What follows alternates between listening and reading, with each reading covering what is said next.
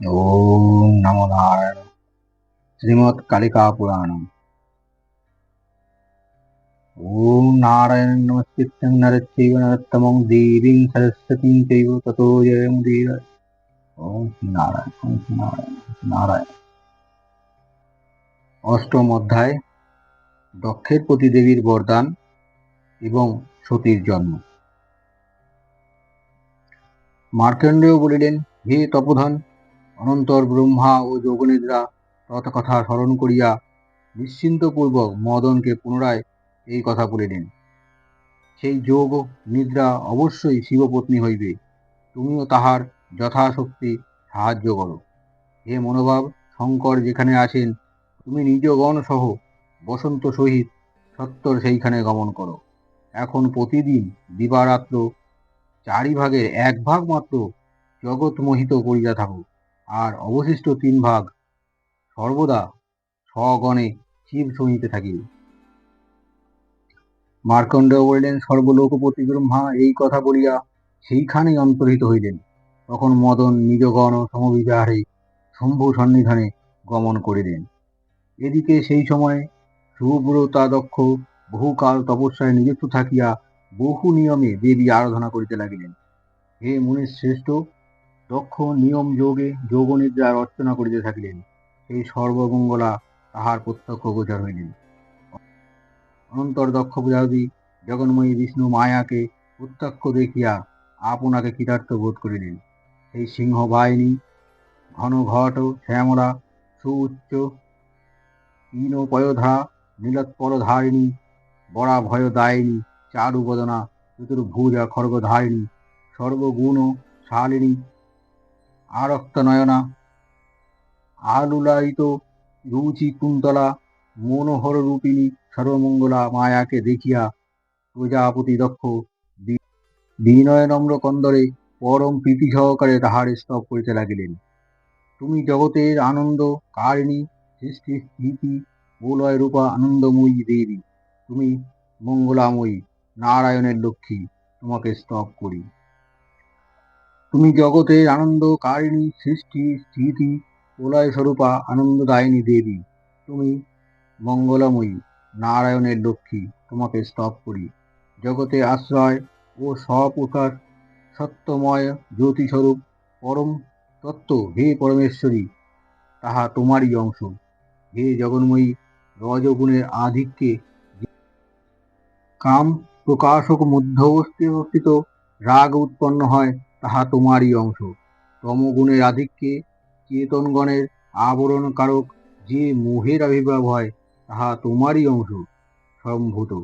তুমি লোকমোহিনী নির্মলা বিশুদ্ধ রূপা পরাৎপরা, তুমি ত্রিরূপা অর্থাৎ ত্রিগুণাত্মিকা, ব্রহ্মা বিষ্ণু ও মহেশের স্বরূপা, ঋক যজু সাম তোমার মূর্তি, তুমি এই বিপন্ন জগতের একমাত্র গতি। মাধব যে নিজ মূর্তি দ্বারা পৃথিবী ধারণ করে আছেন, সর্বজগতের উপকারকারিণী সেই মূর্তি তোমারই। তুমি সূক্ষ্ম অপরাজিতা মহাপ্রভাবশালিনী বিশ্বশক্তি, তুমি ব্রহ্মাণ্ড ঊর্ধ্ব ও অধোভাগ আবরণ করিয়া রাখিয়াছ বলিয়া বিশ্বমধ্যে বায়ু প্রবাহিত হইয়া থাকে। হে পরম মাত্রারূপিণী, নিখিল পদার্থের উৎপত্তি হেতু সত্যময় নিরালম্ব নিষ্কল নির্মল যে পরম জ্যোতিকে যোগীগণ চিন্তা করেন, সেই সত্য তোমার অন্তর্গোচর। বুদ্ধি প্রসিদ্ধিও বটে, অপ্রসিদ্ধিও বটে। কার্য দেখিয়া বুদ্ধি অস্তিত্ব উপলব্ধি করা যায়, তাই প্রসিদ্ধি। সাক্ষাৎ উপলব্ধি করা যায় না, তাই অপ্রসিদ্ধি। বুদ্ধি যোগ হৃদয়ে প্রপঞ্চ শূন্য, আর সংসার হৃদয়ে প্রপঞ্চবর্তী, অর্থাৎ তুমি বহু শাখামৃতা প্রসিদ্ধা অপ্রসিদ্ধা প্রপঞ্চ শূন্যতা প্রপঞ্চবর্তী বজ্র গৃহিণী, জনগণের হৃদয় মধ্যে অবস্থিতা নির্মলা স্বরূপা বুদ্ধি, তুমি বিদ্যা, তুমি অবিদ্যা, তুমি স্বাবলম্বন, তুমি নিরবলম্বন, তুমি জগৎ প্রপঞ্চময়ী আদ্যাশক্তি, তুমি জগদীশ্বরী।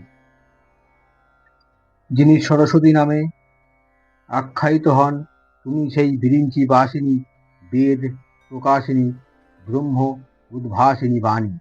তুমি অগ্নি, তুমি স্বাহা, তুমি পিতৃগণ, তুমি স্বধা, তুমি আকাশ, তুমি কাল, তুমি দিক, তুমি বহির্বিশ্ব, তুমি অচিন্ত, তুমি অব্যক্তা, তুমি নির্দেশ্য রূপা, তুমি কালরাত্রি, তুমি শান্তা, তুমি পরমা প্রকৃতি। সংসারস্থ জীবগণের পরিত্রাণের জন্য তুমি যে বহির্রূপ ধারণ করিয়াছ, তাহাই ব্রহ্মা প্রভৃতি অবগত আছেন, কিন্তু পরাৎপর রূপিণী তোমাকে কে জানিতে পারে। হে ভগবতী, প্রসন্ন হও। হে সৌম্য রূপে প্রশান্ত হও। হে ঘোরিণী রূপে প্রসন্ন হও। হে জগন্ময়ী, তোমাকে নমস্কার। মার্কণ্ডেয় বলিলেন, হে দ্বিজগণ, মহাত্মা দক্ষ এই রূপ স্তব করিলে মহামায়া তাহার অভিসন্ধি স্বয়ং অবগত থাকিলেও তাহাকে বলিলেন, দক্ষ, তোমার এই পরম ভক্তি দ্বারা আমি অত্যন্ত সন্তুষ্ট হইয়াছি। তুমি অভিলাষিত বর প্রার্থনা করো, আমি স্বয়ং তাহা দিতেছি। প্রজাপতে, তোমার নিয়ম, তপস্যা ও স্তবের দ্বারা আমি অতীব সন্তুষ্ট হইয়াছি। তুমি অভিলাষিত বর প্রার্থনা করো, আমি বরদান প্রদান করিব। দক্ষ বলিলেন, জগন্ময়ী, হে মহামায়ে, যদি আমাকে বর প্রদান করা হয়, তাহা হইলে এই বর প্রদান করুন। আপনি অবিলম্বে আমার কন্যা হইয়া শিবপত্নী হইবেন। হে দেবী পরমেশ্বরী, এই বর কেবল একা আমার পক্ষের নহে, কিন্তু এই জগতে অধিক কি ব্রহ্মা, বিষ্ণু ও মহেশ্বরের পক্ষেও জানিলেন। দেবী বলেন, হে প্রজাপতে, আমি অবিলম্বেই তোমার পত্নী গর্ভে তোমার কন্যারূপে উৎপন্ন হইয়া শঙ্করের সহধর্মিণী হইব। যখন তুমি আমার প্রতি শিথিলতা দেখাইবে, তখন আমি তৎক্ষণাৎ দেহত্যাগ করিব। আর যদি আদর শৈথিল্য না হয়, তাহা হইলে চিরদিনই সুখে থাকিব। হে প্রজাপতে, আমি প্রতিশ্রুতিতেই তোমার কন্যা হইয়া মহাদেবের ওই প্রিয়সী হইব। এই বর তোমাকে দিলাম। প্রজাপতে, আকুলতা শূন্য মহাদেব যথায় যতবার মিলিত হইবে, ততবারই মোহিত হন, তাহা করিব।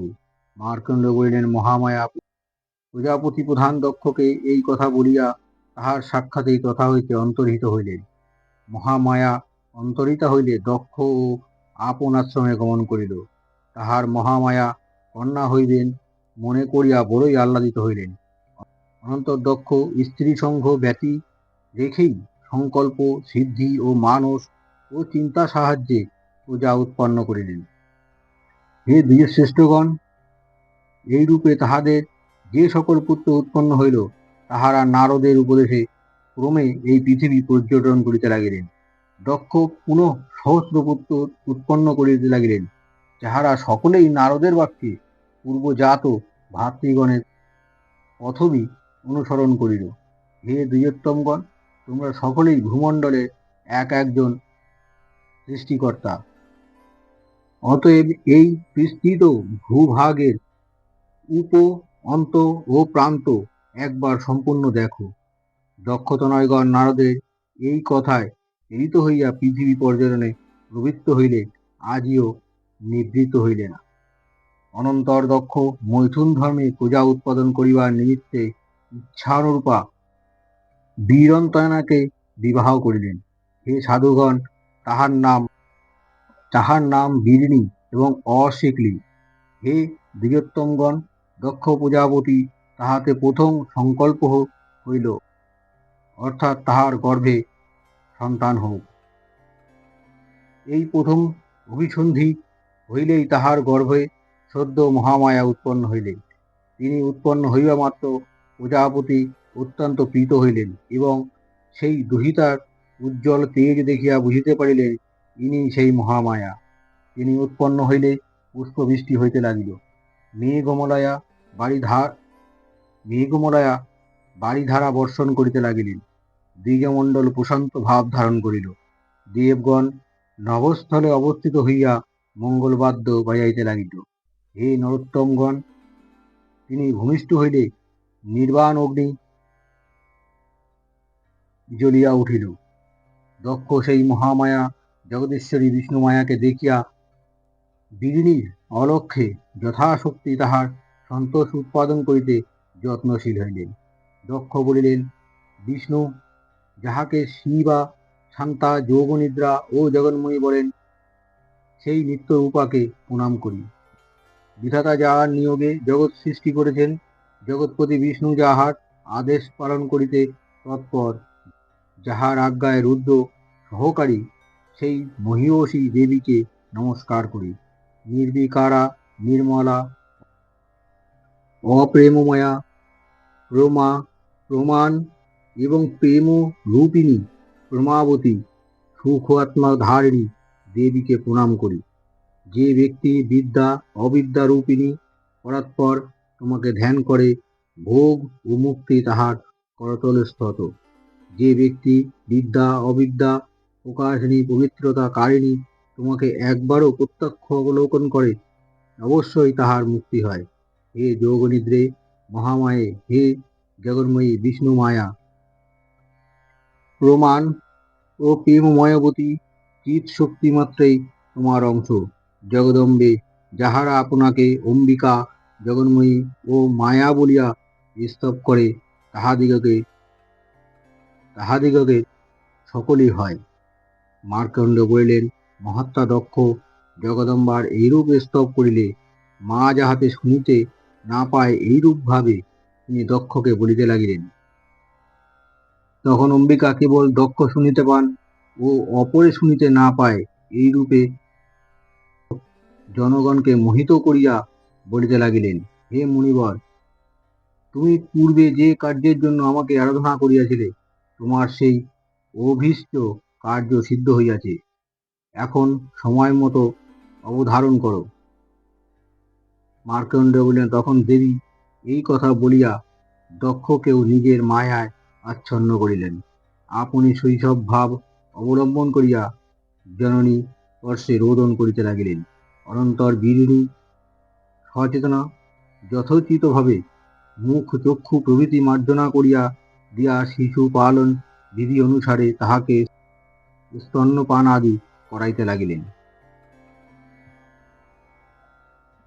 তিনি বিরিণী ও মহাত্মা দক্ষ কর্তৃক পালিত হইয়া শুক্লপক্ষের শশধরের ন্যায় দিনে দিনে বৃদ্ধি পাইতে লাগিলেন।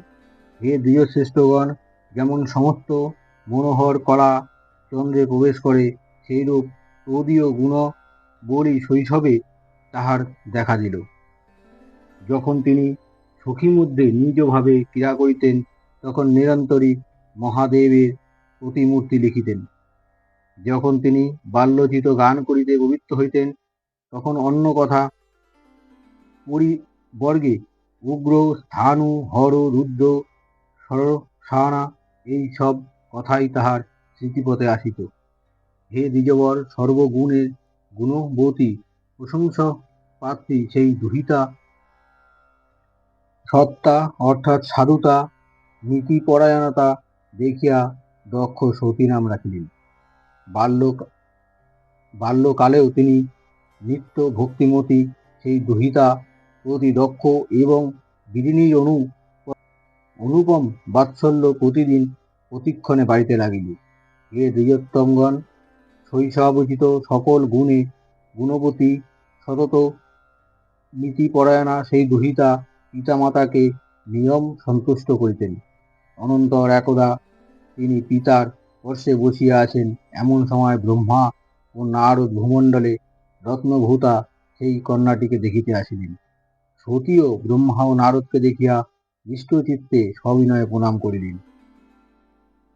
বিধি নারদ প্রণামের পর বিনয়াবতা সতী প্রতি দৃষ্টিপাত করত আশীর্বাদ করিলেন, যিনি তোমাকে কামনা করিয়াছেন, আর তুমি যাহাকে পতি করিতে অভিলাষিনী, সেই সর্বযোগ্য ও যজ্ঞেশ্বর তোমার পতি হন। হে কল্যাণী, যিনি তোমা ব্যতীত অপর রমণী গ্রহণ করেন না এবং করিবেনও না, তোমার সেই অনন্য সাদৃশ্য পতি লাভ হোক। হে দ্বিজবরগণ, তাহারা এই কথা বলিয়া অনেকক্ষণ দক্ষলয়ে অবস্থান করিলেন। তৎপর দক্ষের নিকট বিদায় লইয়া যথাস্থানে গমন করিলেন। ওম নমো নারায়ণ। অষ্টম অধ্যায় সমাপ্তম। ওম নমো নারায়ণ। কালিকা পুরাণম নবম অধ্যায়। মার্কণ্ড বলিলেন, অনন্তর সতী শৈশব অতিক্রম করিয়া শোভনীয় যৌবনে পদার্পণ করিলেন। তখন সেই সহজ সর্বাঙ্গ সুন্দরী অঙ্গ রূপরাশি দ্বিগুণ হইয়া উথলিয়া পড়িল। প্রজাপতি দক্ষ দুহিতাকে অরুর যৌবনা দেখিয়া চিন্তা করিতে লাগিলেন, এই কন্যা মহাদেবের হস্তে প্রদান করিব কি রূপে। অনন্তর সতী আপনিও মহাদেবকে পাইবার আশয়ে মাতৃ আদেশে গৃহস্থিত চিত্রিত মহাদেবের আরাধনা আরম্ভ করিলেন। আশ্বিন মাসে নন্দকাননাম্নী অষ্টমীতে গৌরদণ্ড ও লবণ দ্বারা মহাদেবের পূজা করিয়া বন্দনা করিতে লাগিলেন। এইরূপে সেই দিন অতিবাহিত করিলেন। কার্তিক মাসে চতুর্দশীতে বিবিধ পায়স পিষ্টক দ্বারা শিবের আরাধনা করিয়া সেই পরমেশ্বরকে স্মরণ করিতে লাগিলেন। অঘ্রাণ মাসের কৃষ্ণপক্ষের অষ্টমীতে জবদন ও তিল দ্বারা দেবাদিদেবের আরাধনা করিলেন। সেই দিন অতিবাহিত করিলেন। সেই সতী পৌষ মাসের কৃষ্ণপক্ষে সপ্তমীর নিশীতে জাগরণাদি করিয়া প্রাতঃকালে কৃষরান্ন তিল মুগ সিদ্ধ ওদন দ্বারা মহাদেবের পূজা করিলেন।